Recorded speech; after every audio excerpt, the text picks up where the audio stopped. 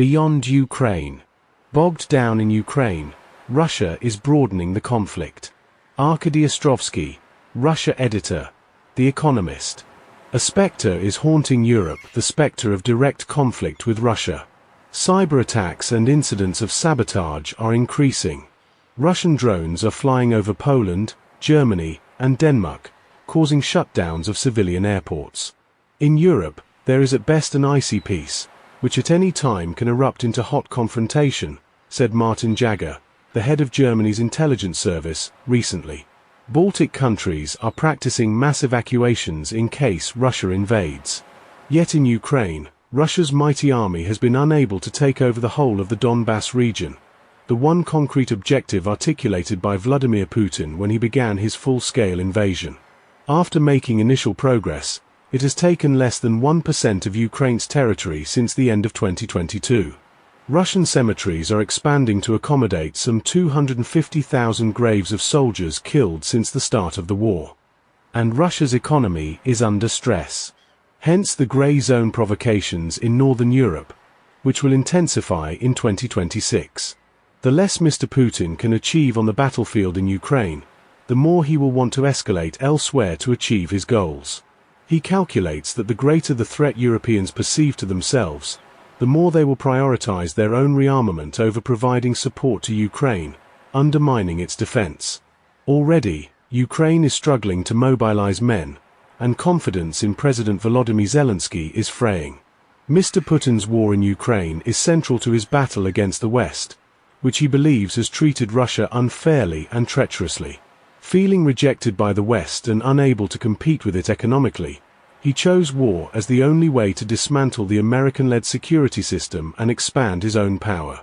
He aims to undermine NATO, destabilize European democracies, and divide and intimidate societies that have grown used to peace. Mr. Putin's thinking aligns with Russia's military culture, which maintains that the goal of war is not the occupation of territory, but the destruction of the defense and security that sits atop that territory. Yet in nearly 4 years of war, Russia has been unable to destroy Ukraine's armed forces or disconnect them from the flow of money and weapons provided by the West.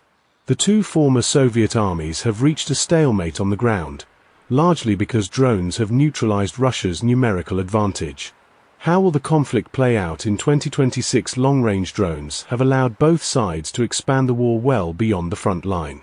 Ukraine has disabled around 40% of Russia's oil refineries using its own long-range drones and missiles and American intelligence. Russia has devastated Ukraine's energy infrastructure and gas production. Ukraine will soon need extra funds from Europe, which is struggling with its own public spending. Russia's grey zone activity in Europe is designed to increase that pressure. Yet Mr. Putin's resources are not infinite. Since 2022, he has mainly relied on contract soldiers, which has been costly and insufficient.